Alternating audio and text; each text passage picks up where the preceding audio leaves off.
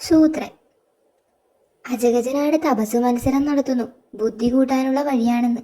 ഞാനും പോകുന്നുണ്ട്. ചേ കഷ്ടം. തന്നെ പോലൊരു കടുവ ഒരാടിന്റെ പിന്നാലെ. ബുദ്ധി കൂടിയാൽ ഉടനെ ഞാൻ തപസ് നിർത്തും സൂത്ര.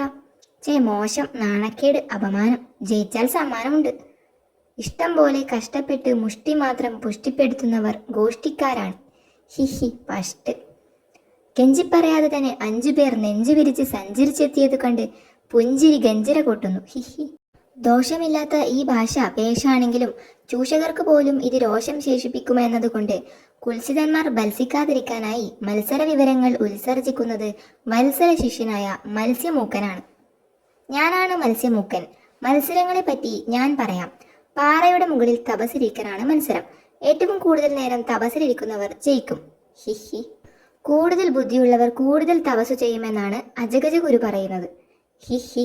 എങ്കിൽ ഷേരു തന്നെ ജയിക്കും. 5 പേരും ആ കുന്നിന്റെ മുകളിൽ ഓരോ പാറ തിരഞ്ഞെടുത്ത് തപസ് തുടങ്ങിക്കോളൂ. ഏറ്റവും ഒടുവിൽ കുന്നിറങ്ങി വരുന്നയാളാണ് വിജയ്.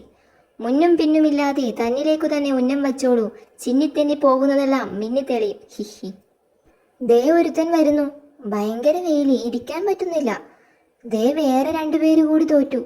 കണ്ണു വേദനിക്കുന്നു. ഉറുമ്പ് കടിച്ചപ്പോൾ ഞാൻ നിർത്തി.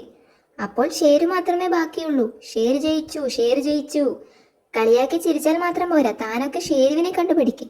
വരൂ, ഷേരുവിനെ ആഘോഷമായിട്ട് കൊണ്ടുവരണം. ഹോ, ഷേരുവിന് ഇത്രയും തപശക്തി ഉണ്ടെന്ന് അറിഞ്ഞില്ല.